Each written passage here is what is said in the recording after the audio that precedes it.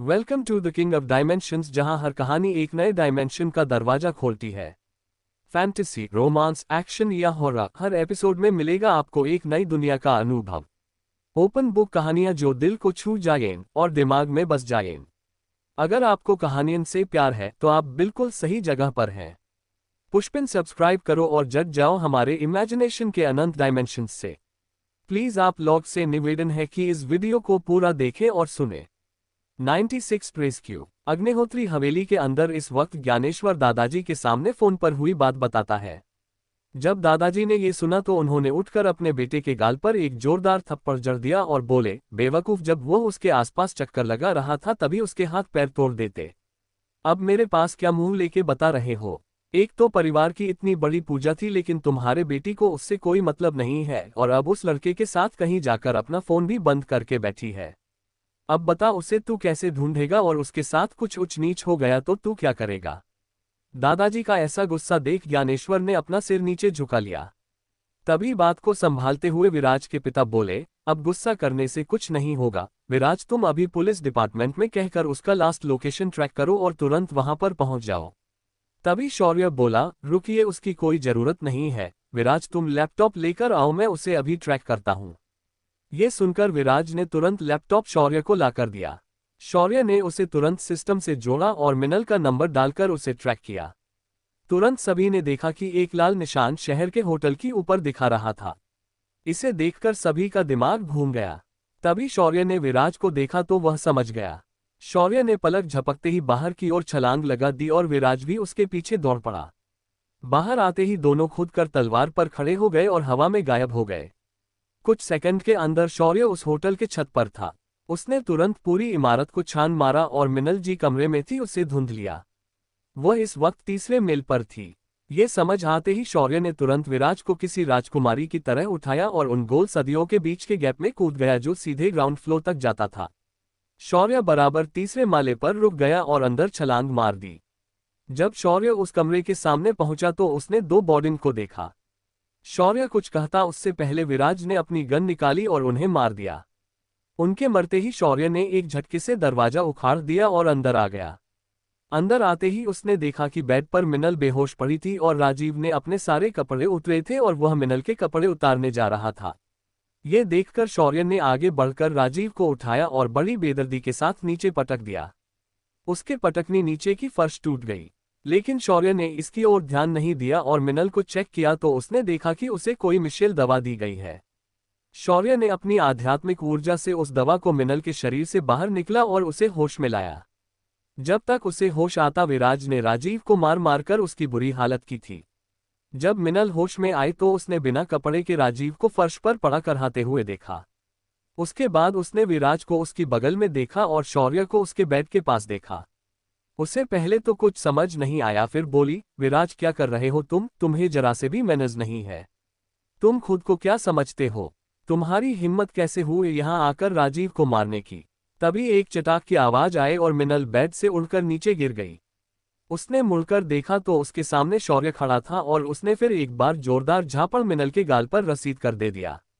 इतना करने के बाद शौर्य बोला, एक तो हमने तुम्हारी इज्जत बचाई, ऊपर से तुम उस इंसान की तरफदारी कर रही हो जो तुम्हारी इज्जत पर हाथ डाल रहा था। क्या तुम अपने घमंड में इतनी आंधी हो गई हो कि वह बिना कपड़े का आदमी तुम्हें दिखाई नहीं देता? और ये होटल का कमरा तुम्हें समझ नहीं आया? शौर्य की बात सुनते ही मिनल पूरी तरह होश में आ गई और फिर उसने जोर जोर से रोने स्टार्ट कर दिया। तभी विराज उसके पास गया और बोला, आज तो हमने तुम्हें समय पर बचा लिया, लेकिन तुम्हें भी अपना ध्यान रखना चाहिए।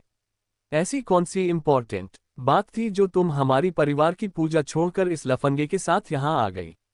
विराज का सवाल सुनकर मिनल और जोर से रोने लगी। तभी शौर्य बोला, अब रोना बंद कर और भौंकना चालू कर वरना एक और चपेट दूंगा। शौर्य की आवाज मानो कोई रिमोट कंट्रोल था, उसकी आवाज एकदम से गायब हो गई और वह तुरंत खुद को शांत करते हुए बोली, इसने मुझे प्रॉमिस किया था कि वह मुझे एक नया प्रोजेक्ट देने वाला है और वह एक आईटी प्रोजेक्ट था। आज उसने हमारी मीटिंग उन आईटी एक्सपर्ट के साथ रखी थी। मैं उसी वजह से पूजा में नहीं आ पाई। जब शौर्य ने एक क्षण तो उसने अपनी गन निकाली और राजीव को गुस्से से देखकर अपनी पूरी मैगजीन उसके शरीर में खाली कर दी। शौर्य ने बड़ी ही बेरहमी से राजीव को जान से मार दिया था। मिनल ने ये देखा तो उसके हाथ पैर ठंडे पड़ गए। तभी शौर्य ने उसे मुड़कर देखा और बोला, मेरा नाम शौर्य है, शौर्य अग्निहोत्री, मैं गुजरात के परिवार से हूँ। कल रात भी तुम शायद घर लेट आई थी तो हमारी मुलाकात नहीं हुई थी, लेकिन याद रखना कि तुम मेरी भी बहन लगती हो और मुझे अकल से आंधी और दिमाग से पैदल बहनें पसंद नहीं है। इसके बाद जिंदगी में मेरे सामने ऐसा चिढ़कर बस्ती तो मैं तुम्हें वहीं पर गोली मार दूंगा। ये शौर्य की धमकी नहीं बल्कि चेतावनी थी। शौर्य को हमेशा सीधी और सरल सोच रखने वाले लोग अच्छे लगते थे। साथ ही उसे इस तरह से बेवकूफों की तरह अपना रौब झाड़ने वाले तो बिल्कुल पसंद नहीं थे। उसके बाद शौर्य ने विराज से कहा, दादाजी से कहो कि मिनल सुरक्षित है, हम उसे लेकर पहुंच रहे हैं। विराज ने भी वैसा ही किया। जब तीनों नीचे आए तो सामने ढेर सारे पुलिस वाले खड़े थे। विराज ने अपनी आईडी दिखाकर उन्हें ऊपर पड़ी लाशों के बारे में बता दिया और मिनल को लेकर दोनों वहां से निकल गए। जब घर पर मिनल पहुंची तो वह अपने मां के गले लगकर रोने लगी। तभी उन्होंने पूछा, तुझे उसने थप्पड़ भी मारे हैं क्या? ये निशान कैसे बन गए हैं तेरे गाल पर? ये बात सुनते ही मिनल का रोना बंद हो गया। वह गुस्से से शौर्य को देखने लगी, मगर उसके सामने राजीव की मौत का सीन आ गया और वह डर कर चुप हो गई। तभी ज्ञानेश्वर बोला, बाबा विलास आया है बाहर आपसे मिलने। हाँ, आने दो अंदर उसे, जरा मैं भी देखूं कि वह क्या कहना चाहता है। तभी विराज बोला, दादाजी शौर्य ने राजीव को ऊपर पहुंचा दिया है, लगता है शिर्के इसीलिए यहां पर आया होगा। ये सुनकर दादाजी चौंक गए और उन्होंने अपनी गर्दन हिलाई। तभी शौर्य बोल पड़ा, उसके बाप को अगर लगता है कि उसके बेटे की मौत बेवजह हुई है तो मैं इसे भी चुप कर दूंगा। पहले देख तो ले कि सिर्फ बेटा ही ऐसा है या बाप भी उसकी तरह है। तभी दादाजी कुछ और बोलना चाहते थे, तभी विलास तेजी से अंदर आया और गुस्से से बोला, तुम अग्निहोत्री परिवार खुद को क्या समझते हो? मुझे मेरा बेटा वापस दो। ऐसा भी क्या हो जाता तुम्हारी बेटी के साथ? मैं उसकी शादी अपने बेटे से खुशी खुशी करवाता, मगर तुम लोगों ने उसे गोलियां मारकर छलनी कर दिया। अब मैं भी देखता हूं कि तुम लोग कैसे इस शहर में रहते हो। मैं तुम्हारे पूरे परिवार को मिटा दूंगा। ये सुनकर हर किसी को गुस्सा आया था। तभी सबसे पहले शौर्य आगे आते हुए बोला, क्या तुम्हें जरा सा भी एहसास है कि आज तुम्हारा बेटा मेरी बहन को कुछ कर देता तो मेरी बहन का क्या होता? उसे क्या हो जाता? उसे भी तो मजा आता न, लेकिन तुमने। धड़ धड़ धड़ धड़ विलास अपनी बात पूरी कर पाता उससे पहले ही उसके दोनों हाथों और दोनों पैरों में गोलियां लग चुकी थी और इस वक्त उसके सिर के ऊपर गन रखी गई थी और उसे शौर्य ने एकदम डरावनी मगर गहरी आवाज में कहा, जरा फिर से कहना जो तुमने अभी कहा। मला नी टैकू ना ही आले। जब परिवार के लोगों ने शौर्य को बात बात पर गोली चलते हुए देखा तो वे लोग भी बहुत डर गए थे। तभी विलास दर्द में बिलखते हुए बोला, ये तुमने सही नहीं किया, मैं शिर्के परिवार से हूं, मैं तुम्हें जिंदा नहीं छोड़ूंगा। ये सुनकर शौर्य का मत ठनका और उसने एक गोली विलास के सिर में उतार दी और बोला, ऐसा अकड़ के बोल रहा है जैसे शिर्के कोई बड़ी तोप हो। एक गोली में तू मर गया तो अगली गोली में वे लोग भी मरेंगे। क्या शौर्य शिर्के परिवार से पंगा लेगा? विलास के मौत के बाद केज कहेंगे दादाजी। क्या शिर्के परिवार सच में इतना ताकतवर है?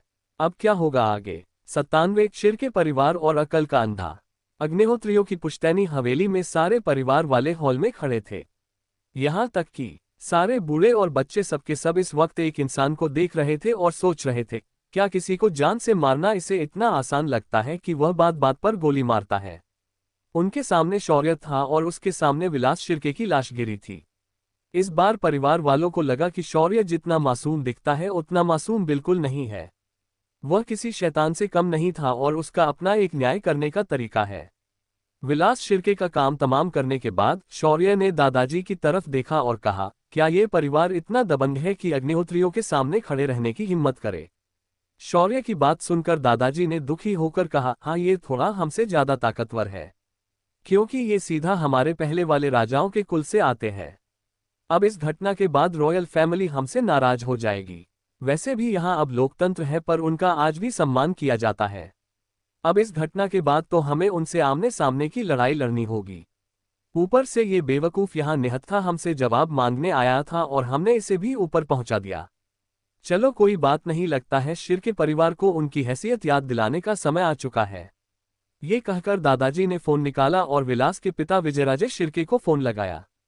पहने लगते ही दादाजी ने साफ शब्दों में कहा, क्या शिर्के इस शहर में कानून से ऊपर हो गए हैं कि उन्हें बहन बेटियों के आबरू की परवाह नहीं है? तुम्हारे बेटे और पोते ने जो किया है उसके लिए अग्निहोत्री परिवार तुमसे सारे रिश्ते तोड़ता है, और हाँ, अपने बेटे की अब लाश लेकर जाओ, मुझे इस घर में ये गंदगी नहीं चाहिए। इतना कहकर दादाजी ने फोन रख दिया। तभी घर के नौकरों ने आकर विलास की लाश को उठाकर बाहर फेंक दिया और खून साफ कर दिया। दादाजी अपने कुर्सी पर आकर बैठ गए और कुर्सी पर बैठकर उन्होंने सभी को गौर से देखा और बोले, आज के बाद सभी लोग अपने साथ हथियारबंद बॉडीगार्ड्स रखेंगे, ये जंग शुरू हो चुकी है। सभी बच्चे बिना बताए अपने ऑफिस से बाहर कहीं नहीं जाएंगे।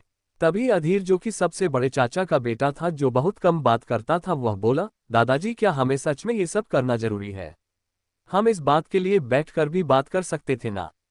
ये सुनकर दादाजी ने अपनी गर्दन हिलाए और बोले, देखो अधीर, अगर किसी विवाद में अगर एक बार खून बह जाए तो उस विवाद को खून से ही धोना पड़ता है।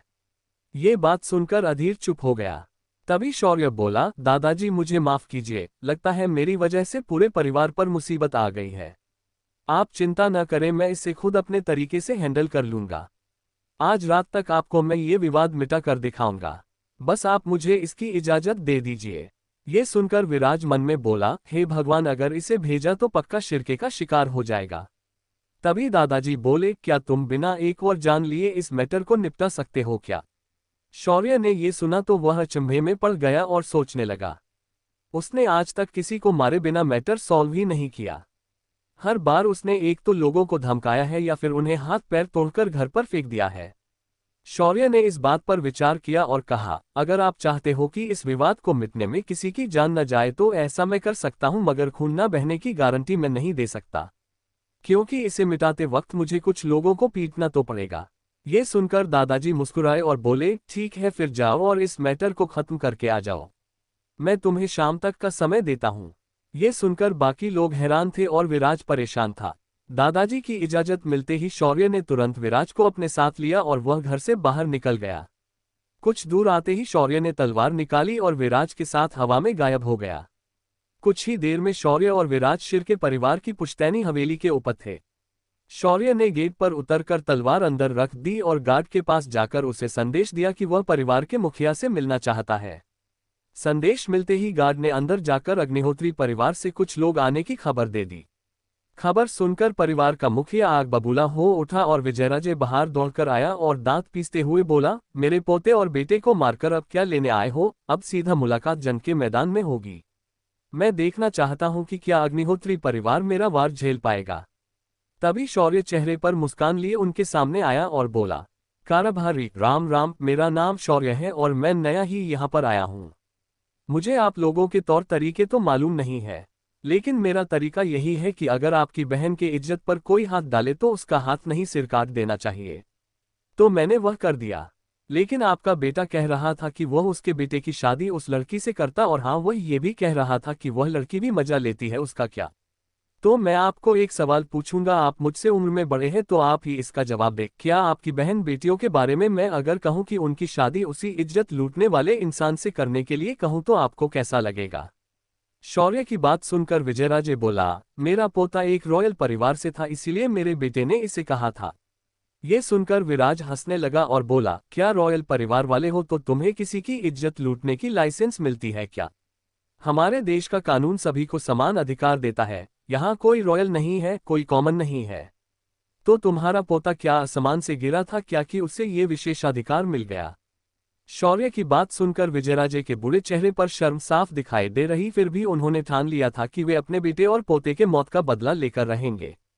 विजयराजे शौर्य को गुस्से से देखते हुए बोला, तुम्हारे ऐसे कहने से ये नहीं बदल जाता कि अब अग्निहोत्री खानदान के साथ मैं अपनी दुश्मनी वापस लूंगा।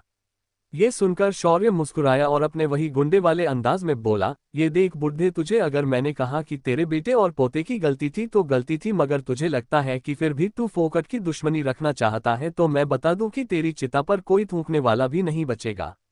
इतना कहकर शौर्य ने अपना हाथ उठा दिया और अचानक पूरी हवेली कांपने लगी। आसपास लगे पेड़ उखड़ गए और हवा में तैरने लगे। शौर्य ने अपना दूसरा हाथ बढ़ाया और विजयराजे हवा में तैरने लगा, मानो उसे किसी अदृश्य शक्ति ने जकड़ लिया हो। उसने अपने पूरी जिंदगी में ऐसा कुछ नहीं देखा था। उसे आज ऐसा लग रहा था मानो कोई देवता आज उसके सामने खड़े रहकर अपनी शक्ति का प्रदर्शन कर रहा हो।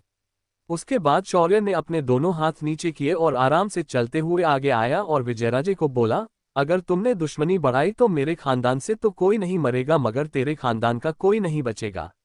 अगर अपने बच्चे गलती करते हैं तो उनकी गलती को तुरंत टोंट दिया करो वरना उनकी गलती की सजा पूरा परिवार भुगतता है।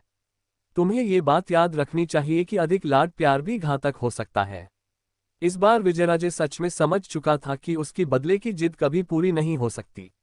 विजयराजे खुद को संभालते हुए खड़े हो गए और पीछे दीवार से सटकर अपने हाथ जोड़कर बोले, देवा रुक जाओ, मैं पागल था जो ऐसी दुश्मनी पालने की सोच रहा था। मुझे अब पता चल चुका है कि अगर मैंने अपनी जिद नहीं छोड़ी तो मेरे परिवार बचेगा नहीं। मैं आप जैसा कहेंगे वैसे ही करूंगा, बस मेरे परिवार को सिर्फ इस बार माफ कर दो। इसके बाद मेरे परिवार का कोई सदस्य कोई कुकर्म नहीं करेगा, अगर ऐसा हुआ तो मैं खुद उसे अपनी हाथों से मौत दूंगा। विजयराजे अपने परिवार की शौर्य के आगे भीख मांग रहा था। शौर्य ने उसे देखकर एक मुस्कान बिखेरी और कहा, ये हुई न एक समझदार बात। जो हुआ सो हुआ, लेकिन भविष्य में याद रखना कि मेरे परिवार की तरफ आंख उठाकर भी देखा तो मैं प्रलय ला सकता हूं। इतना कहकर शौर्य ने अपनी तलवार निकाली और उस पर विराज के साथ चढ़ गया और हवा में उड़कर गायब हो गया। जब शौर्य हवा में उड़कर चला गया तो विजयराजे को अब यकीन हो गया कि उसने आज किसी देवता को देखा है। उसने खुद को शांत किया और घर के अंदर जाकर तुरंत अपने बाकी बेटों और उनके सभी परिवार को बुलाया। तब तक विलास और उसके बेटे की लाश भी हवेली पर पहुंच चुकी थी। आज विजयराजे को अपने बेटे और पोते के मरने का कोई गम नहीं था। उसे ये अच्छे से समझ आ चुका था कि ये उनके कर्मों की सजा थी। परिवार के सभी लोग आने के बाद विजयराजे ने सभी को साफ साफ सूचना दी कि वे लोग कोई भी ऐसी हरकत नहीं करेंगे और कोई बुरा काम करने की कोशिश करेंगे। साथ ही अगर कोई ऐसा करने की कोशिश करता है तो उसकी मौत विजयराजे खुद अपने हाथों से करेंगे। ये धमकी सुनकर परिवार का एक भी सदस्य आवाज नहीं कर पाया। दूसरी तरफ शौर्य और विराज हवा में आराम से उड़कर जा रहे थे। विराज बादलों का आनंद ले रहा था और बोला, छोटे, मैं भी तुम्हारी तरह हवा में उड़ने चाहता हूँ। मुझे भी तुम्हारी तरह अजीब अजीब कारनामे करने हैं, तो बताओ तुम मुझे ये कब सिखाने वाले हो। ये सुन के शौर्य ने एक बार विराज को ऊपर से नीचे तक देखा और कहा, वैसे तो मैं तुम्हें सिखा सकता हूं, पर तुम अकल के अंधे हो तो मैं तुम्हें कब नहीं सिखाऊंगा। ये सुनकर विराज का मन किया कि अभी वह शौर्य को लात मार के नीचे गिरा दे, पर उसने खुद को कंट्रोल किया और बोला, तुम कैसे मुझे बेवकूफ कह सकते हो, मैंने सिविल सर्विस में टॉप किया था। ये सुनकर शौर्य उसे चिढ़ाते हुए बोला, वो तो हर किताब कीड़ा कर सकता है, इसका मतलब वह समझ के हिसाब से होशियार नहीं होता। तुम एक सीधी सादी बात नहीं समझ पाए कि एक लड़क पिछले 4 सालों से अपने घर से भागकर सिर्फ तुम्हारे साथ रहती है और वह तुम्हारा पीछा रॉके एजेंट बनने के बाद भी नहीं छोड़ती। ऐसा कौन करता है भला। लेकिन तुम जैसे मंदबुद्धि को ये बात समझानी पड़ी, तब जाकर समझ में आया। तो अब बताओ कि तुम बेवकूफ हो या स्मार्ट हो। शौर्य का ताना सुनकर विराज को मानो साक्षात्कार हुआ हो। तभी वे दोनों अग्निहोत्री हवेली पहुंच गए। उनके आते ही विराज दादाजी के पास गया और मुस्कुराते हुए बोला, दादाजी आज कमाल हुआ है, आज शौर्य ने बिना किसी को मारे ही मैटर खत्म कर दिया है। ये बहुत बड़ी बात है। ये सुनकर दादाजी भी बहुत खुश हुए और बोले, ये बहुत अच्छी बात है कि मैटर खत्म हो गया, लेकिन ऐसा क्या शौर्य ने उन लोगों को बताया कि वे लोग शौर्य की बात मान गए। तभी विराज एक मजाकिया अंदाज में बोला, और क्या करेगा वो, भाई ने आज विजयराजे को अध्यात्म का ज्ञान दिया, उसे अच्छी बातें बताए और उसका मन परिवर्तन कर दिया। ये सुनकर दादाजी ने शौर्य को देखा जो अंदर आके सोफे पर लेट गया था। वह ऐसे दिखा रहा था मानो उसने बहुत मेहनत की है। शौर्य ने दादाजी को देख और बोला, बात करके मैटर खत्म करने के लिए बहुत बोलना पड़ता है। मैं तो चांस ढूंढ रहा था कि वह बुढ़ा कुछ टेढ़ा बोले तो उसे मैं पीट दूं, पर वह कुछ नहीं बोला तो उसे मुझे अध्यात्म सिखाना पड़ा, क्या करे। इन दोनों की बातें दादाजी को हजम नहीं हो रही थी, पर उन्होंने आगे कुछ नहीं पूछा। शाम को सभी परिवार वाले एक साथ भोजन करने बैठ गए। भोजन के वक्त आज हर कोई खुश था। आज डाइनिंग टेबल पर इशिका और विराज की बात होने लगी थी। घर के छोटों से लेकर बड़े सब ने विराज की तंग खींची। मजाक मस्ती में सभी ने भोजन किया और वे लोग अपने अपने कमरों में निकल गए। दूसरे दिन सुबह जब शौर्य उठा तो मिनल उसके रूम के सामने खड़ी थी। मिनल अभी भी पैजामे में खड़ी थी और कुछ बोलना चाहती थी। शौर्य ने उसे देखा और बोला, क्या बात है, आज काम नहीं जाना क्या? क्या हुआ, निकल गई हवा? तभी शौर्य को देखते हुए मिनल सिर झुकाकर बोली, मुझे माफ कर दो, मैं इसके बाद ऐसा बर्ताव बिल्कुल नहीं करूंगी। तभी शौर्य उसे झटक कर बोला, हाँ ठीक है, तुम अब जा सकती हो, मुझे कुछ काम है। शौर्य के इस ठंडे रवैये के बावजूद मिनल बोली, वो क्या है ना, आज हमारी कॉलेज रियूनियन है, मैं चाहती हूँ कि तुम मेरे साथ इस पार्टी में चलो। ये सुनकर शौर्य बोला, वहाँ क्या मुझे ये दिखाना चाहती हो क्या कि तुम्हारे जैसे लोग किस तरह रहते हैं और लोगों का स्टैंडर्ड कैसे होता है। शौर्य की बात सुनकर एकदम कॉन्फिडेंस के साथ बोली, ऐसी कोई बात नहीं है, मैं तुम्हारे साथ ऐसा कैसे कर सकती हूँ। मैं तो बस तुम्हें आज अपने साथ लेकर जाना चाहती हूँ। तभी शौर्य बोला, वो क्या है न, मैंने एक ऑडियो बुक सुनी थी जिसमें एक लड़के को उसकी दोस्त उसका अपमान करने के लिए अपने रियूनियन में बुलाती है। तभी मिनल बोली, ऐसा कुछ नहीं है, खाली फोकट अपने ख्याली पुलाव पकाना बंद करो। अब मुझे बताओ क्या तुम आने वाले हो या नहीं। शौर्य ने अपना सिर खुजाया और बोला, ठीक है फिर मैं तुम्हारे साथ इस पार्टी में आने के लिए तैयार हूँ। इतना बोलकर शौर्य ने अपना दरवाजा मिनल के मुंह पे बंद कर दिया। ये देखकर मिनल को शौर्य पर बहुत गुस्सा आया और वह खुद को कंट्रोल करते हुए अपने चेहरे पर एक शैतानी मुस्कान लेकर वहां से निकल गई। मिनल ने पूरी रात जागकर इस पार्टी के लिए प्लानिंग की थी। मिनल आज अपने दोस्तों के जरिए शौर्य का मजाक बनाना चाहती थी। शौर्य मिनल से बात करने के बाद नहा धो के बाहर आया और सुबह के नाश्ते के लिए सभी के साथ बैठ गया। तब तक आर्या भी वहां पर आ गई थी। आज आर्या इशिका के साथ उसके घर जाने वाली थी, तो आज दिन भर शौर्य अकेला रहने वाला था। तो शौर्य कुछ सोचते हुए अपने डायमेंशन में वापस चल गया। डोमेन के अंदर सुगंधा अपनी साधना हर मुमकिन कोशिश के साथ बढ़ा रही थी। उसकी आत्मा बढ़ते साधना स्तर के साथ अधिक सघन हो रही थी। शौर्य ने डायमेंशन में पहुंचकर सभी से बातें की और उन लड़कियों को ढेर सारी चीजें जो उसने उनके लिए खरीदी थी वे सब में बांट दी। जब शौर्य बाहर आया तो शाम के 7 बज चुके थे और मिनल उसका इंतजार कर रही थी। क्या मिनल शौर्य को सबक सीख पाएगी? क्या शौर्य इस पार्टी में कोई टेढ़ी चाल चलेगा? क्या फिर किसी को पिटवाने की इच्छा हुए है? कैसे मिनल शौर्य को सबक सिखाने वाली है? अब क्या होगा आगे जानने के लिए बने रहिए मेरे साथ। एपिसोड 98 सीधी बात बिना बकवास। मिनल आज शौर्य को अपने रियूनियन में लेकर जाने वाली थी। इस रियूनियन में उसके सारे कॉलेज क्लासमेट आने वाले थे। वैसे तो मिनल इकलौती सदस्य थी जिसे शौर्य के बारे में ज्यादा जानकारी नहीं थी। उसे सिर्फ इतना पता था कि वह छोटे दादाजी का पोता है और वह यहाँ सिर्फ पूजा के सिलसिले में आया था। मिनल को सिर्फ इतना लगता था कि वह कोई गुंडा या किसी एरिया का भाई वगैरह होगा, और उस दिन उसने विराज की पहचान की वजह से उस लड़के को मार दिया था। पर क्या करे, ये तो सब उसने अपने आप से ही अंदाजा लगा लिया था। शौर्य की असलियत वह जान नहीं पाई थी। नीचे पहुंचते ही मिनल ने देखा कि शौर्य एकदम पुराने दिखने वाले कपड़े पहनकर खड़ा था। उसने आज एक शॉर्ट और टी शर्ट पहना था। साथ ही उसने पैरों में स्लीपर्स पहनी थी और अपने कान में 50 रुपए वाले हेडफोन को पहना था। इस वक्त वह बिल्कुल एक गरीब घर का लड़का लग रहा था। उसे देखकर मिनल को बहुत गुस्सा आया और वह गुस्से से बोली, हम पार्टी में जा रहे हैं, वो भी मेरे कॉलेज के दोस्तों के साथ। वो लोग क्या सोचेंगे जब उन्हें मैं बताऊंगी कि तुम मेरे कजिन ब्रदर हो? वो हमारे खानदान के बारे में क्या सोचेंगे? ये सुनकर शौर्य बोला, उन्हें क्या मुझसे शादी करनी है जो मेरे कपड़े देखकर नाराज हो जाएंगे? अगर उन्हें इतनी ही तकलीफ होगी तो कह दो उनसे कि मेरे लिए कुछ कपड़े खरीद के दे। शौर्य की बात सुनकर मिनल का गुस्सा ज्यादा बढ़ गया और वह बोली, तुम्हें किसी ने एटिकेट्स नहीं सिखाए हैं क्या कि पार्टी में कैसे जाते हैं? मैं ही बेवकूफ थी जो मैं तुम्हें लेकर जाने के लिए सोच रही थी। ये सुनकर शौर्य इतराते हुए बोला, रहने दे बहन, इतना गुस्सा मत कर वरना तेरा मेकअप उतर जाएगा। चल अब मैं तो ऐसा ही आने वाला हूँ।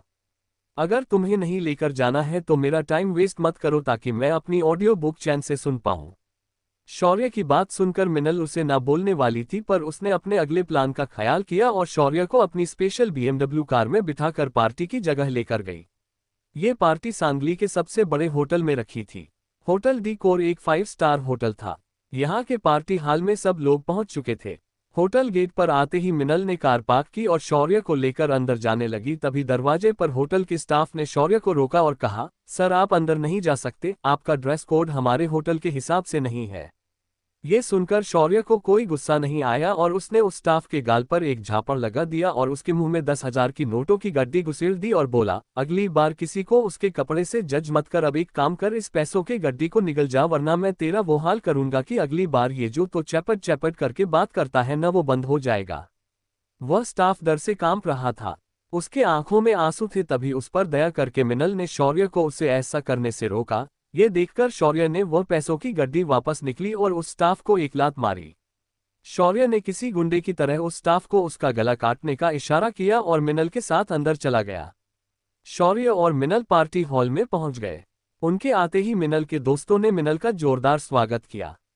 उसके बाद वे लोग मिनल को अंदर लेकर गए पर किसी ने भी शौर्य पर ध्यान नहीं दिया। तभी शौर्य ने भी बेशर्मी दिखाते हुए मिनल के एक दोस्त का हाथ पकड़ा और बोला, अरे चमगादड़ की शक्ल वाले, मैं भी मिनल के साथ यहाँ पर आया हूँ, मुझे नहीं अंदर बुलाएगा। ये लड़का मिनल का क्लासमेट सुयोग था। शौर्य के ऐसे कहते ही उसे शौर्य पर गुस्सा आया पर वह मुस्कुराते हुए बोला, सॉरी यार, आज तू भी अंदर आ जा। तेरे अकेले के वजह से मेरा खाना थोड़ी ना वेस्ट होगा। तुझे देखकर तो नहीं लगता कि इतना खा भी पाएगा। शौर्य भी उससे मुस्कुराते कहता है, वो तो खाने पर डिपेंड करता है, लेकिन हाँ, अगर मैं खाने लागू तो तुझे तेरी किडनी न बेचनी पड़े। शौर्य की बात सुनकर सुयोग हंसा और शौर्य को अंदर लेकर आया। दूसरी तरफ उस स्टाफ ने जाकर शौर्य की कंप्लेंट होटल मैनेजर को कर दी थी और उसने मिर्च मसाला लगाकर बताया कि कैसे एक लफंगे ने आकर उसे रोकते ही उस पर हाथ उठाया और फिर उसके मुंह में पैसों की गड्डी डाली और वापस लेकर मिनल अग्निहोत्री के साथ चला गया। वैसे तो मिनल इस होटल की रेगुलर कस्टमर थी, वह अपनी मीटिंग्स इसी होटल में करती थी। मैनेजर ने कुछ सोचा और बोला, ठीक है, मैं उस लफंगे से मिलकर उसे अच्छा सबक सिखाऊंगा। इतना कहकर मैनेजर अपनी ऑफिस से निकलकर पार्टी हॉल की तरफ चलने लगा। अंदर पार्टी हॉल में हर कोई स्पेशल पार्टी वियर पहनकर आया था। लड़कियों ने स्टाइलिश वेस्टर्न कपड़े पहने थे। उनके कपड़े उनके शरीर का सिर्फ कुछ हिस्सा ढक रहे थे और बाकी का हिस्सा हाईलाइट करके दिखा रहे थे। लड़कों ने भी अलग अलग तरह के पार्टी सूट पहने थे। इस पार्टी में मौजूद कर एक इंसान किसी न किसी कंपनी में बड़ी पोस्ट पर था तो कुछ लोगों के अपने स्टार्टअप्स थे। जब शौर्य उन सबके बीच आया तो वे लोग शौर्य को अजीब तरह से देख रहे थे। तभी मिनल की एक दोस्त आगे आकर बोली, मिनल, ये क्या नमूना तुम अपने साथ लेकर आए हो? इसकी हालत तो देखो, बेचारे को सीधा किसी अनाथ आश्रम से लेकर आए हो। तुम्हें पता है ना हम लोगों का स्टैंडर्ड क्या है? जरा उसका तो ख्याल किया होता। तभी मिनल भी शौर्य से दूर हुई और बोली, ये महाशय ऐसे ही है। ये खुद को कहीं का राजकुमार समझते हैं। मेरे छोटे दादाजी का ये पोता है। जब मैं यहाँ आ रही थी तो सोचा कि उसे यहाँ के रेहान सहन से परिचय करवा दूं, मगर उसे तो पार्टी के लिए कपड़े भी कैसे पहनते हैं ये मालूम नहीं है। अब मैं क्या ही कर सकती हूँ। मिनल की बात सुनकर सभी लड़कों को एक मौका मिला मिनल के सामने रौब झाड़ने का, तो वे शौर्य की बेइज्जती करते हुए एक एक करके बोलने लगे, जरा इसकी शक्ल तो देखो, शक्ल से ही कोई साइको लगता है। इसके पास तो शूज भी नहीं है। आज ये इस पार्टी में स्लीपर्स पहन कर आया है। लगता है अग्निहोत्री परिवार का स्टैंडर्ड खराब हो चुका है, तभी तो ऐसे लोगों को घर में रहने देते हैं।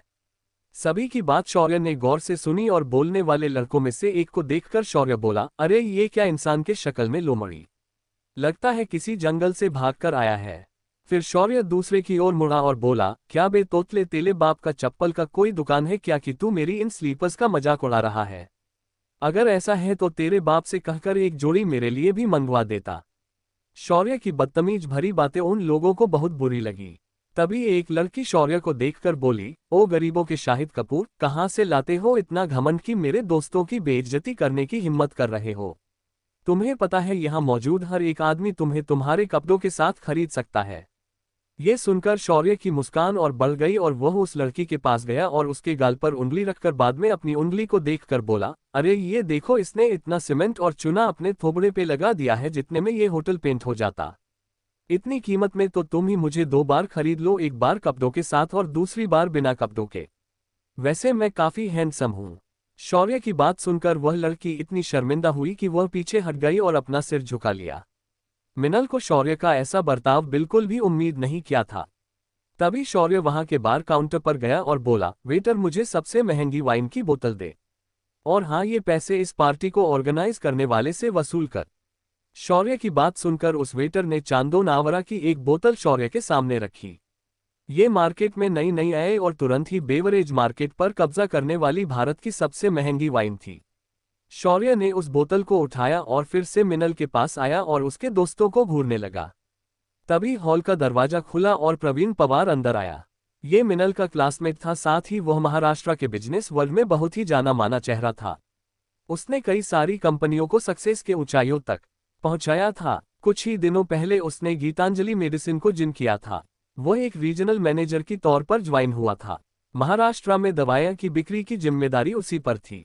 उसने आते ही सभी से मुस्कुराते हुए कहा, सॉरी दोस्तों, आपको मैंने बहुत वेट करवाया, वो क्या है ना, आज मेरी यहाँ के चैम्बर ऑफ कॉमर्स के साथ मीटिंग थी।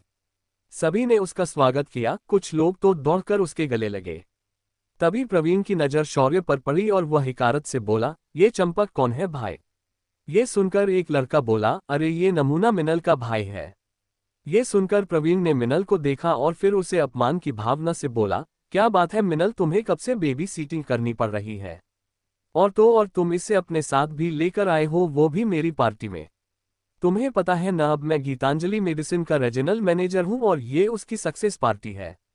मिनल ने शर्मिंदा होते हुए कहा, वो क्या है न, कल इसने मुझ पर एक फेवर किया था तो उसका एहसान चुकाना तो बनता है, इसीलिए मैं उसे तुम लोगों के बीच लेकर आई। मैंने सोचा कि उससे बिजनेस वर्ल्ड की थोड़ी जानकारी मिल जाए। ये सुनकर प्रवीण ने फिर कुछ नहीं बोला और ताली बजा दी। कुछ ही देर में दो लोग हाथ में दो दो बॉक्स पकड़कर अंदर लेकर आए। प्रवीण ने सबकी ओर देखा और बोला, दोस्तों तुम लोग तो जानते हो आजकल हमारी कंपनी की दवा संजीवनी कितनी महंगी हो गई है। उसकी एक बोतल की कीमत 2 लाख रुपए हो गई है। तभी हमारी कंपनी ने 2 दिन पहले इस दवा को डाइल्यूट करके एक नया वर्जन बनाया है जो कि कम इफेक्टिव है, लेकिन फिर भी वह उतना ही कारगर है। इस एक बोतल की कीमत 20,000 रुपए है। मैं आज अपनी कंपनी से सिर्फ तुम लोगों के लिए 2 बॉक्स स्पेशली लेकर आया हूँ। इस एक बॉक्स में 20 बोतल है। मैं तुम में से हर एक को एक एक बोतल आज गिफ्ट कर रहा हूँ। उसके इतना कहते ही सभी ने जोरदार तालियां बजाए। प्रवीण सभी को एक एक बोतल दे दी, मगर जब शौर्य की बारी आई तो उसने शौर्य को हिकारत से कहा, बच्चे अपने बहन के साथ आया है न, तो ये तेरे लिए नहीं है, तू सिर्फ जूस पी। ये सुनकर शौर्य ने अपनी गर्दन पीछे की तरफ झुकाए और मिनल को देखा और बोला, क्या इससे ज्यादा की मैं तुमसे उम्मीद कर सकता था? इतना कहकर शौर्य ने फिर टेढ़ी नजर से प्रवीण को देखा और बोला, क्या तुझे पता है जिसने ये दवा बनाई है वह कौन है और तूने उसे कभी देखा है? ये सुनकर प्रवीण हंसा और बोला, मेरे कंपनी के बॉस बहुत बड़े हैं, वो ऐसे ही किसी को अपना मुंह नहीं दिखाते हैं। उनका नाम तक किसी को नहीं पता है। तभी शौर्य ने अपने सिर पर हाथ मारा और अपना मोबाइल निकाला और एक न्यूज क्लिप प्रवीण को दिखाते हुए बोला, इस न्यूज क्लिप को ध्यान से देख और सुन, फिर मेरे पास मेरा मोबाइल लेकर उस टेबल पर आ जाना। इतना कहकर शौर्य ने अपना मोबाइल जबरदस्ती प्रवीण के हाथ में थमा दिया और खुद कोने में रखे टेबल पर जाकर फलों को खाने लगा। उसके हाथ में वह वाइन की बोतल वैसी ही थी। इधर प्रवीण ने उस क्लिप को ध्यान से देखा और सुना, उसके हाथ पैर ठंडे पड़ गए और वह थर थर कांपने लगा। उसे ऐसा देखकर मिनल ने उसके हाथ से मोबाइल लिया और उसने भी उसे देखा। तभी प्रवीण रेंगते हुए शौर्य के पास पहुंचा और बोला, बॉस आई एम सॉरी, मुझे ये मालूम नहीं था। मैंने आपसे बदतमीज की, उसके लिए आप मुझे माफ कीजिए, मैं ऐसा दोबारा कभी नहीं करूंगा। जब शौर्य ने ये सुना तो उसने अपने हाथ की महंगी वाइन की बोतल उठाई और प्रवीण के सिर पर फोड़ दी। उसके ऐसा करते ही सभी लोग चौंक गए। उन्हें अभी तक ये बात अजीब लग रही थी कि प्रवीण शौर्य के पास रेंगते गया था, लेकिन शौर्य ने जो किया वो इन लोगों ने अपने सपने में भी नहीं सोचा था। तभी सभी के कानों पर आवाज आई, प्रवीण पवार, तूने अपने पोजीशन का गलत इस्तेमाल किया और कंपनी के प्रोडक्ट को मार्केट में लॉन्च होने से पहले लोगों को इसे बिना परमिशन के बांट दिया। इसीलिए तुम्हें हर बोतल के 2 लाख रुपए देने होंगे। साथ ही आज के बाद तुम्हारा हमारे कंपनी से कोई संबंध नहीं रहेगा। इतना कहकर शौर्य अपनी जगह से उठा तो देखा कि मिनल उसका मोबाइल पकड़कर खड़ी थी। शौर्य ने उसकी ओर ध्यान नहीं दिया और सुयोग को पास बुलाया। फिर शौर्य ने उसे एक ऐसा थप्पड़ मारा कि उसकी गर्दन पीछे तक मुड़ी और वापस अपनी जगह पर आई। फिर शौर्य उसे कॉलर से पकड़कर बोला, मेरी बहन के बारे में इसके बाद कभी सपने में भी मत सोचना, वरना तुझे मैं इस दुनिया से गायब कर दूंगा। उसके बाद शौर्य ने उसे उठाकर दूर किसी गेंद की तरह एक हाथ से ही फेंक दिया। फिर शौर्य सभी की ओर मुड़ा और बोला, आज के बाद अगर तुम में से किसी ने मेरी बहन को कांटेक्ट किया तो तुम सबके मैं हाथ पैर तोड़कर पार्सल करवा दूंगा, क्योंकि तुम लोग उसके दोस्त कहलाने के लायक बिल्कुल भी नहीं हो। तुम लोगों ने इतनी सी सक्सेस क्या हासिल की, तुम लोग तो हवा में उड़ने लगे, अब इसके बाद मुझे इसके आसपास भी नजर मत आना। उसके बाद शौर्य ने मिनल का हाथ पकड़ा और उसके हाथ से मोबाइल ले लिया और बाहर जाने लगा। मिनल ने शौर्य का हाथ झटक दिया तो शौर्य ने मुड़कर उसे फीस पकड़ा और बोला, ज्यादा चटपटा मत वरना एक और थप्पड़ जड़ दूंगा। रियूनियन के नाम पर यहाँ शराब पीने आती हो और वह सुयोग तुम्हें यहाँ वहाँ छू लेता है तो तुम्हें उस पर गुस्सा करने की बजाय इग्नोर करती हो। आज मुझे ये कंफर्म हुआ है कि तुम एक डरपोक, बेवकूफ और लो कॉन्फिडेंस वाली लड़की हो जो इसे अपने नकचड़ेपन से छुपाते आए हो। अब चालो यहाँ से। इतना कहकर शौर्य मिनल को बाहर लेकर आया। दरवाजे के बाहर होटल का मैनेजर खड़ा था। उसने शौर्य को रोका और बोला, रुक जाओ, पहले ये बताओ कि मेरे एम्प्लॉय पर तुमने हाथ कैसे उठाया। उसके जवाब में शौर्य ने एक झन्नाटेदार लाफा मैनेजर को लगा दिया और बोला, ऐसे। शौर्य की इस हरकत से क्या कोई नई मुसीबत गले पड़ने वाली है? क्या शौर्य आगे किसी और को भी पिटेगा? क्या शौर्य और मिनल आज फंस जाएंगे?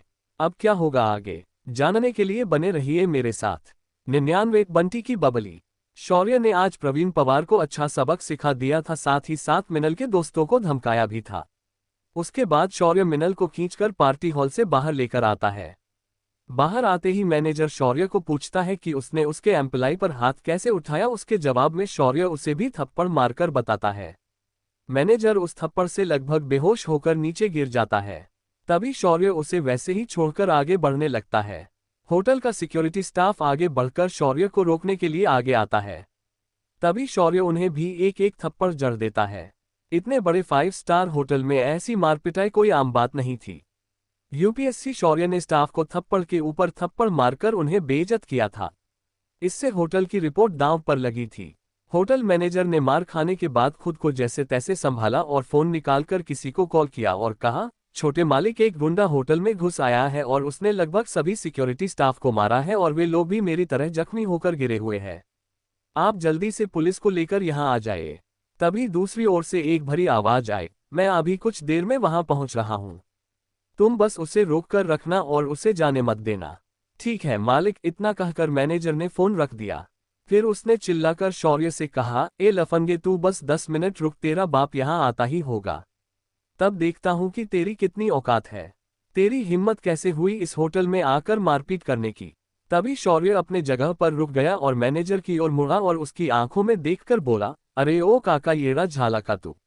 एक तो तूने तो मार खाए है और अब तू जिसे बुला रहा है उसे भी पिटवाना चाहता है। ये सुनकर होटल मैनेजर ने गुस्से से कहा, दो कौड़ी के आदमी, तेरी ये नकल की तू हमारे छोटे मालिक को भी मारेगा? मैं भी देखना चाहता हूं कि तुझमें कितना दम है। ये सुनकर शौर्य ने अपने माथे पर हाथ मारा और सिक्योरिटी गार्ड के हाथ का डंडा जो वाई पर पड़ा था उसे उठाया और मैनेजर के पास गया और बोला, एक तो तेरा होटल लोगों के कपड़े देखकर उन्हें जज करता है। वह बात भी ठीक होती, लेकिन जो तुम लोगों का तरीका है उन्हें बाहर निकालने का, वह एकदम गलत है। एक बार अंग्रेजों ने भी ऐसा ही किया था, लेकिन आज उनकी पार्लियामेंट में भारतीयों का कुत्ता घूमता है। इसीलिए इतनी अकड़ अच्छी नहीं है। इतना कहकर शौर्य ने उस मैनेजर को डंडे से हल्के हाथों से पीटना शुरू किया। दूसरी तरफ मिनल, जिसने शौर्य की सच्चाई जान ली थी और वह खुद को दुनिया का सबसे बड़ा बददिमाग और बेवकूफ इंसान समझ रही थी, उसने मैनेजर की पिटाई दिखी तो उसकी रूह कांप गई। अब उसे पक्का यकीन हो गया था कि शौर्य एक बेरहम इंसान है। जब भी कोई उसे उकसाता है तो वह उसकी अंदर तक क्लास लगाता है। ऊपर से शौर्य आज भारत की सबसे बड़ी मेडिसिन कंपनी का अकेला मालिक था, जिसकी दवाई लाखों में बिकती है और वह दवाई इतनी महंगी होकर भी आउट ऑफ स्टॉक रहती है। ऐसा इंसान उसका भाई है, मगर वह अकल की आंधी कुएं के मेढक की तरह खुद को ही उससे बड़ा समझ रही थी। शौर्य मैनेजर को पिटे जा रहा था और मैनेजर की चीखें पूरे होटल में गूंज रही थी। उसकी चीखें सुनकर वहां आए गेस्ट भी वहां पर देखने चले आए तो उन्होंने देखा, एक लफंगे जैसे कपड़े पहना इंसान मैनेजर को पीट रहा है, पर एक भी सिक्योरिटी गार्ड आगे बढ़कर उसे रोक नहीं रहा। उल्टा वे लोग डर के मारे अपनी जगह से उठ भी नहीं पा रहे थे। तभी होटल के सामने एक बेंटले गाड़ी आकर रुक जाती है। उस गाड़ी से एक 35 से 37 साल का आदमी बाहर निकलता है। उसका रंग गहरा काला था, किसी दक्षिण भारतीय विलेन की तरह। उसका शरीर किसी पहलवान की तरह था। उसने एक वाइट पेंट और वाइट शर्ट पहना था। उसके शर्ट के ऊपर के 2 बटन खुले थे और उसके गले में ढेर सारी सोने की चेन और हार थे। उसके हाथ में मोटे सोने के ब्रेसलेट थे और दोनों हाथों की हर उंगली में अंगूठी थी। उसने अपने पैरों में चमड़े की कोल्हापुरी चप्पल पहनी थी जो चलते वक्त चरचर की आवाज करती थी। ये होटल का मालिक और यहाँ के अंडरवर्ल्ड पर राज करने वाला सैंड माफिया बंटी कदम था। इसने ये होटल खुद के पैसों से बनाया था। अपने काले धंधे की सारी कमाई उसने इसी होटल में लगाई थी और अब एक पॉलिटिशियन बनाने के लिए समाज सेवा का ढूंढ कर रहा था। जैसा वह दिखता था वैसे उसकी आवाज नहीं थी। उसने उतरते ही देखा कि उसके मैनेजर का मार मार कर बुरा हाल किया है।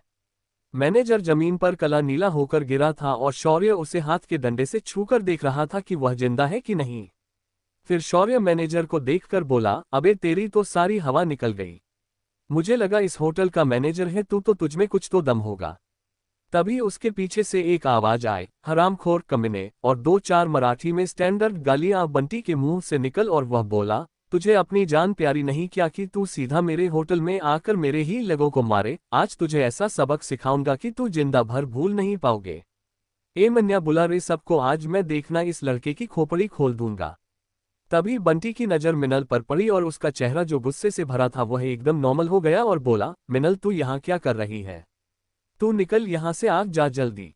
तभी मिनल बोली, बंटी काका वह लड़का मेरा भाई है और उसे आपके होटल में अंदर आते वक्त आपके स्टाफ ने रोका तो वह भड़क गया और उसने इन्हें पीट दिया। वह थोड़ा बेटा मिनल मुझे अब कुछ नहीं सुनना, भले ही ये तेरा भाई हो या नहीं मुझे उससे कुछ मतलब नहीं। आज इसने मेरे होटल में आकर मारपीट की तो इसमें इसकी गलती है।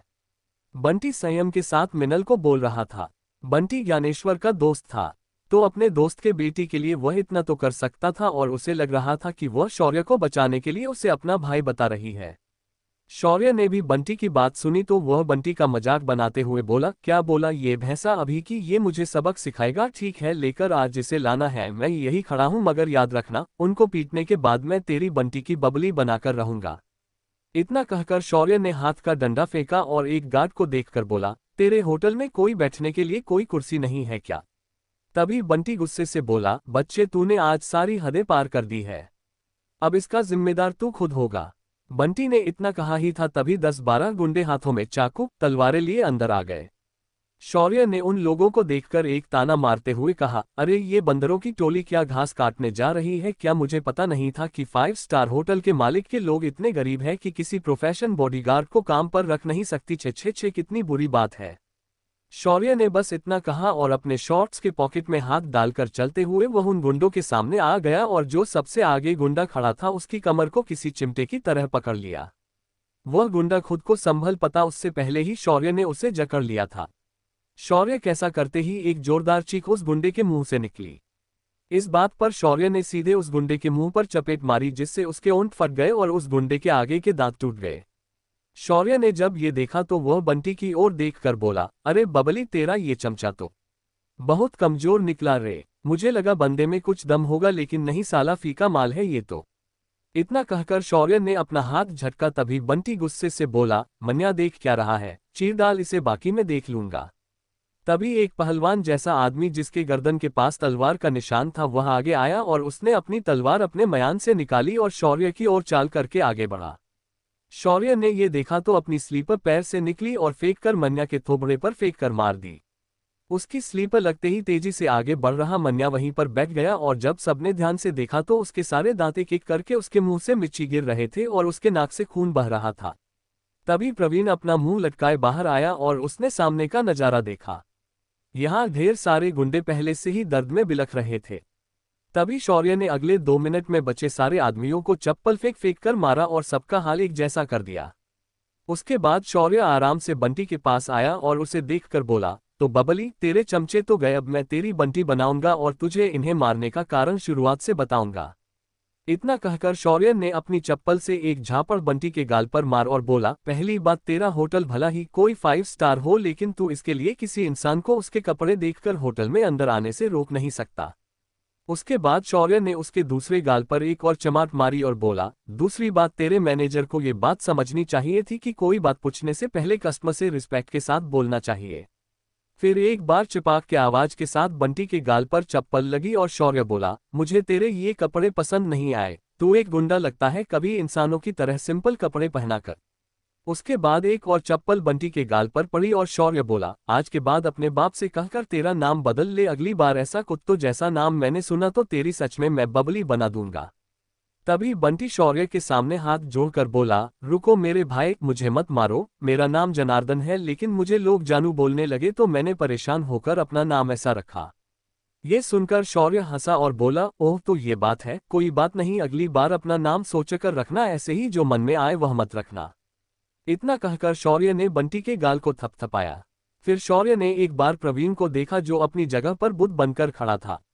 शौर्य ने उसे कहा, प्रवीण पवार, कल मुझे कंपनी के अकाउंट में 80 लाख रुपए जमा चाहिए, अगर नहीं हुए तो मैं कल दोपहर को तुम्हें उठवा दूंगा। इतना कहकर शौर्य ने मिनल को देखा और बोला, ओ एडियाचा बाजार चला घरी। इतना कहकर शौर्य मिनल को अपने चित लेकर घर चला गया। मिनल पूरे रास्ते एकदम शांत बैठी थी। उसने रास्ते में एक शब्द भी नहीं कहा। जब वह घर पहुंची तो वह सीधा अपने कमरे में जाने के बजाय अपने दादाजी के पास चली गई और बोली, दादाजी आपको पहले से पता था कि शौर्य कौन है और क्या करता है। तभी दादाजी उसे देखकर बिना भाव के बोले, जो इंसान इस घर में रहता है और फालतू की बातों के पीछे नहीं रहता उसे ये पता है। लेकिन हमारे घर के कुछ अकल के अंधे को एक बार पता नहीं थी और उनमें तुम भी एक हो, जिसे लगता है सिर्फ उसके आसपास दुनिया घूमती है। फिर कुछ सोचते हुए दादाजी बोले, आज तुम्हारी रियूनियन दी तो तुम्हारे दोस्त ठीक तो है, नया वो लोग पिटे गए इसके हाथ से। अगर इसने उन्हें पीटा होगा तो इसमें भी तुम्हारी गलती होगी और वे बेचारे खाली फोकट पिटे गए होंगे। ये सुनकर मिनल ने अपना सिर झुका लिया और बोली, एक की नौकरी चली गई और बाकियों को इसने सिर्फ धमकाया है और एक को थप्पड़ मारा है।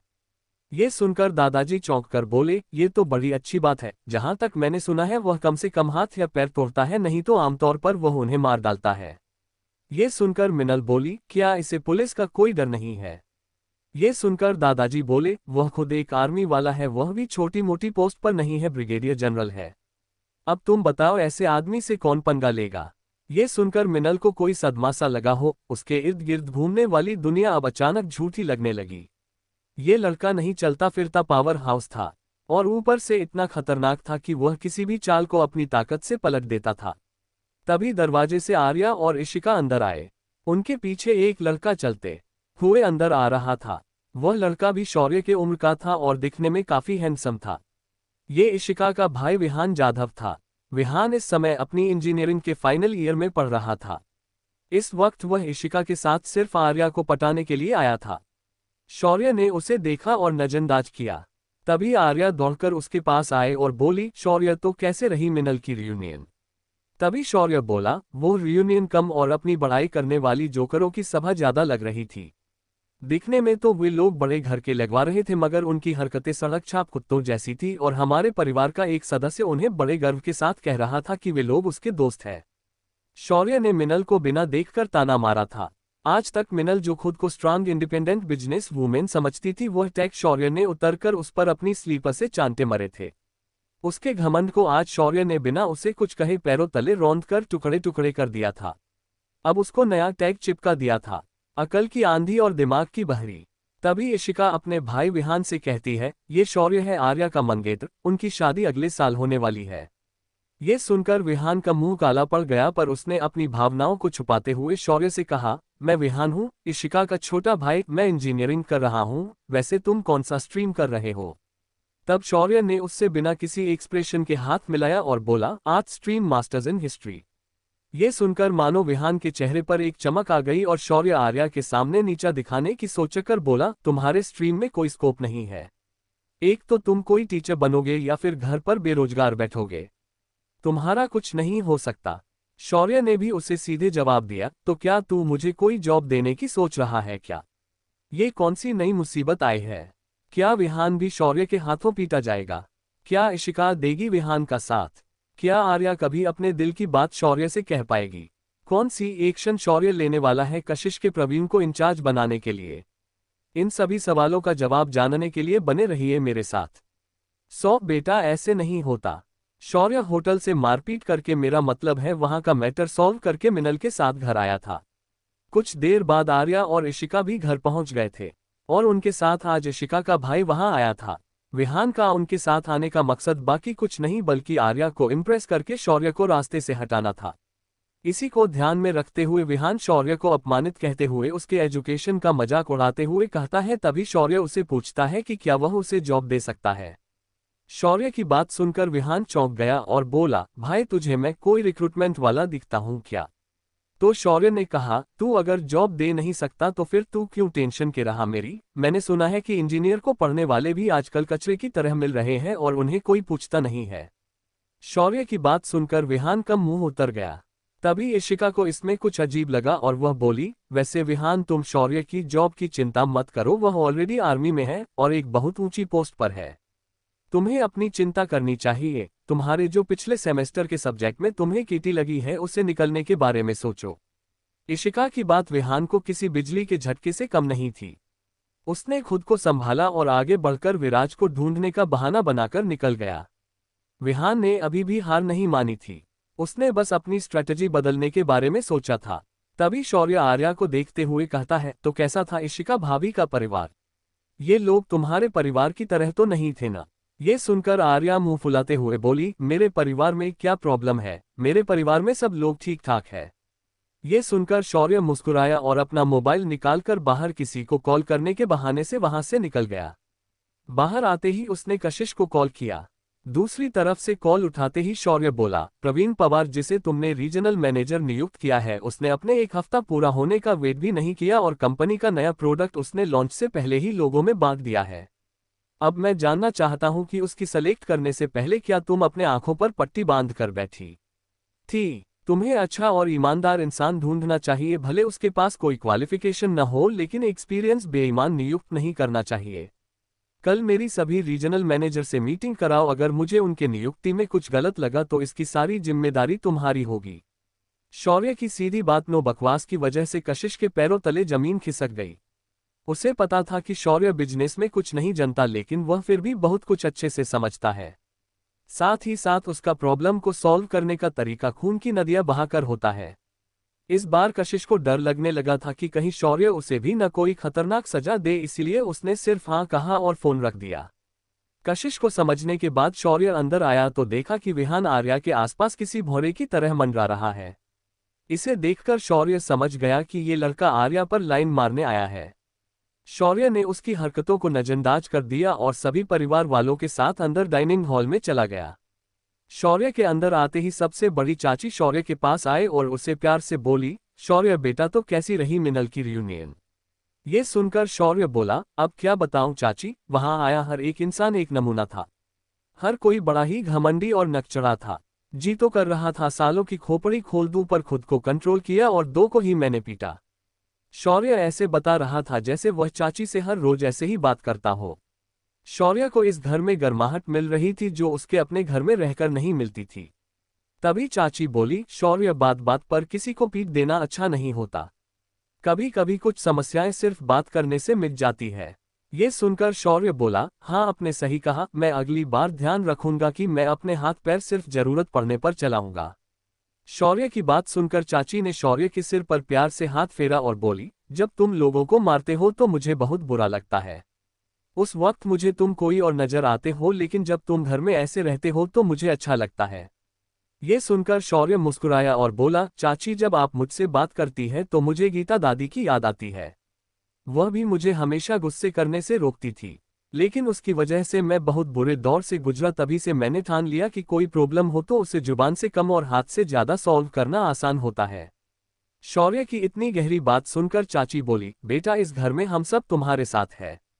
यहाँ तुम्हें वह प्यार मिलेगा जिसके तुम असली हकदार थे, फिर चाहे इसके लिए फिर हमें छोटे ससुर जी के खिलाफ ही क्यों न जाना पड़े, लेकिन मैं और ये परिवार हमेशा तुम्हारे पीछे खड़े रहेंगे।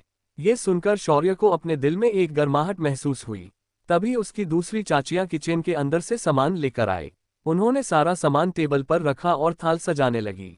तभी दूसरे नंबर की चाची बोली, आज तुमने लगता है कोई मजबूत दोस्त दिया है मेरी बेटी को, जब से वापस आए हैं अपने कमरे में नहीं गई और आज वह सबके साथ जाकर बात कर रही है।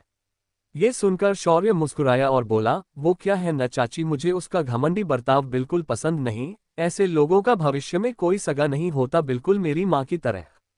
इसीलिए मैंने उसके साथ थोड़ा सख्ती से पेश आकर उसे उसकी जगह दिखाई। अगर आपको बुरा लगा हो तो मुझे माफ करना। शौर्य की बात सुनकर चाची बोली, इसमें माफी तो हमें तुमसे मांगनी चाहिए और तुम्हारा धन्यवाद देना चाहिए कि तुमने उसे जमीन पर लाकर खड़ा कर दिया है।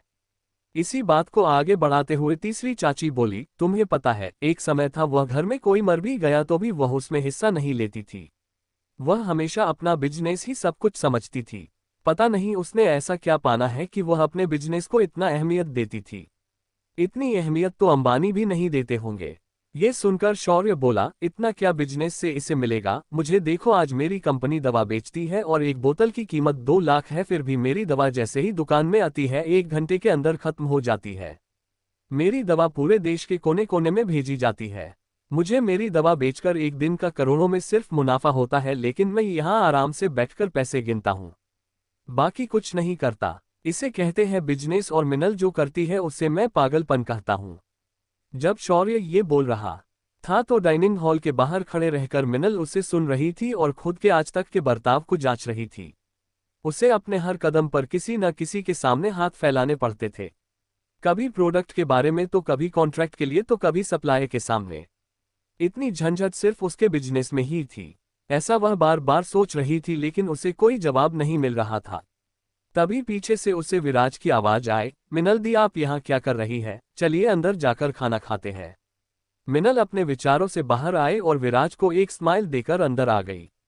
धीरे धीरे परिवार के सारे सदस्य वहां पहुंच गए।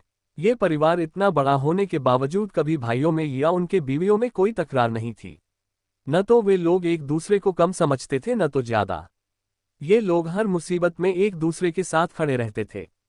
तभी शौर्य की नजर आती हुई आर्या पर पड़ी, जो मुस्कुराते हुए विहान से बात कर रही थी। उसे देखकर शौर्य ने मन में ही कहा, लगता है बंदे ने इसे किसी बात के लिए इम्प्रेस कर ही दिया, चलो देखते हैं आगे क्या होता है। इतना सोचकर शौर्य खाने की ओर देख रहा था। आज उसने देखा कि उसकी फेवरेट सबके कॉलीफ्लावर बनी थी, साथ में उसका ध्यान एक खास सब्जी ने खींचा। ये साबुत मसूर की सब्जी थी। इस सब्जी से किसी मांसाहारी खाने की तरह खुशबू आ रही थी। शौर्य ने बड़ी चाची से आखिर में उसके बारे में पूछ ही लिया, चाची ये कैसी सब्जी है, इसमें से खुशबू तो बड़ी अच्छी आ रही है। ये सुनकर विराज की मां बोली, शौर्य बेटा ये हमारे जिले की सबसे मशहूर डिश है, इसे मराठी में अख्खा मसूर कहते हैं। तभी शौर्य ने एक चम्मच से उस सब्जी को अपने हाथ से ताली में लिया और रोटी के एक निवाले के साथ चख कर देखा। उसका स्वाद उसके मुंह में जाते ही घुल गया। उसका स्वाद बेहद खास था। शौर्य ने उसके बाद 5 से ज्यादा रोटियां सिर्फ उसी सब्जी के साथ खाए और तृप्त होकर चाचियों से कहा, आप सब लोग बहुत कमाल की कुक हो, आज मैंने जिंदगी में पहली बार ऐसा भोजन किया है। मुझे आज बहुत मजा आ गया। शौर्य की बात सुनकर सभी औरतें बहुत खुश हुई। तभी शौर्य आगे बोला, वैसे चाची लोग आपने मुझे इतना स्वादिष्ट खाना खिलाया है, उसके लिए मैं आप सभी को भी कुछ खास पीने और खाने दूंगा। फिर देखो कल मेरे चाचा लोग कैसे पागल हो जाएंगे। ये सुनकर मिनल बोली, ऐसे बोल रहे हो जैसे इन्हें एक रात में जवान कर दोगे। मिनल का ताना सुनकर शौर्य बोला, मैं घर की सभी औरतें को ये खास चीज दूंगा, लेकिन अक्ल से अंधे लोगों को ये बिल्कुल नहीं दूंगा। इतना कहकर शौर्य ने टेबल के नीचे हाथ डाला और एक टिकरी भर के फल बाहर निकाले। उसने इन फलों के साथ सभी को एक बोतल आध्यात्मिक पानी भी दे दिया। सभी औरतों ने खुशी से वह सब ले लिया। तभी बड़े चाचा बोले, उन्हें ये दे रहे हो तो इस घर के मर्दों ने तुम्हारा क्या बिगाड़ा है। तभी अधीर भी बोला, हाँ भाई हमें भी कुछ फल दो। ये सुनकर शौर्य मुस्कुराया और बोला, मर्दों को कल सुबह 5 बजे उठकर हवेली के पीछे वाले तालाब पर आना होगा, तभी मैं तुम्हें ये दे दूंगा। ये सुनकर सभी आदमी भी खुश हुए। तभी शौर्य ने आर्या से कहा, खाना खाने के बाद आर्या आप सभी को इसे सही तरीके से खाना कैसे है ये समझाएगी। रही बात सारे जेंट्स की तो उन्हें कल सुबह मैं समझाऊंगा। शौर्य की बात मानकर फिर सभी लोगों ने अपना खाना खत्म किया और अपने अपने कमरे की तरफ चले गए। तभी विहान आर्या के साथ बात करने के लिए आगे बढ़ने ही वाला था, तभी इशिका ने उसे टोकते हुए कहा, विहान एक बात तुम्हें बता दूं कि अगर तुमने आर्या को पटाने की कोशिश की तो तुम्हारी जान खतरे में पड़ सकती है, और मैं नहीं चाहती कि तुम किसी लड़की के चक्कर में पड़कर बेमौत मरे जाओ। तभी विहान इशिका को कहता है, बोल तो ऐसी रही हो जैसे कोई मुझे सच में मार देगा। तभी इशिका उसे कहती है, तुमने अगर ये सोचा होगा कि शौर्य कोई मामूली इंसान है तो ये सोच अभी अपने दिमाग से निकाल दो और घर चले जाओ, क्योंकि एक बार शौर्य की हट गई तो पूरी सरकार भी उसका कुछ नहीं बिगाड़ पाए। अब मैं फैसला तुम्हारे हाथ में छोड़ती हूँ। इतना कहकर इशिका वहां से चली गई। दूसरी तरफ विराज और शौर्य विहान को ही देख रहे थे। तभी विराज बोला, मेरे सेल पर रहम करना नहीं तो मैं बिना साले के रह जाऊंगा। ये सुनकर शौर्य विराज से ताना मारते हुए कहता है, वो तो ऐसे रहे हो जैसे तुम्हें इशिका से नहीं विहान से शादी करनी है। ये सुनकर विराज बोला, नहीं ऐसा नहीं है भाई, लेकिन जहां तक मुझे पता है तुम कभी किसी को नॉर्मल जख्म तो दोगे नहीं, तो बस उसकी चिंता हो रही थी। तभी विहान बहाना ढूंढकर आर्या के पास जाकर बात करने लगा। विहान को बार बार उसके साथ बात करने की कोशिश करते देखकर अब तक आर्या भी उसके इरादे समझ चुकी थी। उसने विहान को एक बार ऊपर से नीचे तक देखा और बोली, विहान वो क्या है न कि मैं तुम्हें दोपहर से देख रही हूं कि तुम मुझसे कुछ ज्यादा ही बात करने की कोशिश कर रहे हो। लेकिन एक बात बता दूं कि मैंने शौर्य के साथ सगाई की है, और जहां तक मेरा अनुमान है तुम अभी तक अपने पिछले सेमेस्टर क्लियर कर नहीं पाए। ऊपर से तुम्हारे शेर जितनी औकात तो बिल्कुल नहीं है, तो उससे मुकाबला करने के जो ये खुली आंखों से तुम सपने देख रहे हो उसे भूल जाओ, वरना कहीं ऐसा ना हो कि तुम अपनी जान गंवा बैठो। आर्या के मुंह से ऐसी बात सुनकर विहान का मुंह उतर गया। तभी आर्या बोली, देख बेटा, तू अभी बच्चा है। तुझे पता है मेरी अपनी एक कंपनी है जिसकी टर्नओवर तुम्हारे जाधव परिवार से ज्यादा हो सकती है। क्या तुम्हारी औकात है मेरे सामने खड़े रहने की? और तुम्हें पता है ये जो लाल रंग का रत्न लगी अंगूठी है मेरे हाथ में, इसकी कीमत कितनी है? इसकी कीमत 300 करोड़ से भी ज्यादा है। इतने पैसों में मैं तुम्हारे पूरे परिवार की प्रॉपर्टी एक झटके में खरीद सकती हूँ। तो मैं आशा करूंगी कि तुम्हें तुम्हारी औकात पता चल चुकी होगी और इसके बाद तुम मेरे आसपास भी मत दिखाई देना, वरना तुम्हारी दीदी भी कुछ नहीं कर पाएगी तुम्हें बचाने के लिए। आर्या की इस बात ने विहान का जो कॉन्फिडेंस था उसे अंदर तक तोड़ दिया था। उसे अब कुछ नहीं समझ आ रहा था कि इस बात का कैसे जवाब दे। आर्या ने सीधा उसे उसकी औकात दिखा दी थी। उसने अपना सिर झुकाया और बाहर की तरफ जाने लगा। तभी किसी ने उसके दोनों कंधों पर पीछे से आकर हाथ रख दिया। तभी उसे उसके दाईं बगल में विराज दिखाई दिया और बाईं बगल में शौर्य दिखाई दिया। विराज ने विहान के कान में जाकर कहा, विहान एक बात याद रखना, अगर तुम्हें कोई लड़की पसंद आती है तो एक बार उसका रिलेशनशिप स्टेटस देख लिया करो, और अगर वह एंगेज है तो उसके पास जाने की गलती भी मत करना। आज जो तुमने किया है इस बात से मैं बहुत शर्मिंदा हूं। ती इस घर की होने वाली बहू पर डोरे डाल रहे थे। तभी शौर्य बोला, विहान बेटे ऐसा नहीं होता कभी, अगर वह लड़की मुझ में इंटरेस्टेड न होती तो वह मेरे साथ यहाँ बिल्कुल नहीं आती, फिर भी तुम किसी पागल की तरह उसे पटाने में लगे थे। और तुम्हें पता है ये बात मैं भी समझ गया था, लेकिन इशिका की वजह से मैं चुप था, वरना अब तक तो तुम कभी के ऊपर जा चुके होते। इतना कहकर शौर्य वहां से चला गया। विराज ने भी विजा के कंधे थपथपाए और वहां से चला गया। विहान अपना सिर झुकाए वहां से अपने घर के लिए किसी को बिना बताए चुपचाप निकल गया। तभी शौर्य का फोन बजा। जब शौर्य ने फोन को देखा तो दूसरी तरफ से चीफ का कॉल था। अब चीफ क्या बोलना चाहते थे शौर्य के साथ? क्या कोई नया मिशन शौर्य को मिलने वाला है? क्या कोई बड़ी मुसीबत आन पड़ी है देश के सामने? अब क्या होने वाला है आगे जानने के लिए बने रहिए मेरे साथ हमारे YouTube चैनल पर। अगर आप हमारे चैनल पर पहली बार आए हैं और अगर आपको ये स्टोरी अच्छी लगी है तो कृपया कर हमारे चैनल को सब्सक्राइब करके इस वीडियो को लाइक करें और कमेंट में जरूर बताएं कि वीडियो आपको कैसी लगी। अगर आपको इस कहानी को शुरू से सुनना है तो आप प्लेलिस्ट में जाकर इस कहानी को शुरू से सुन सकते हैं। एक बार फिर से आप सबका धन्यवाद हमारी वीडियो सुनने के लिए।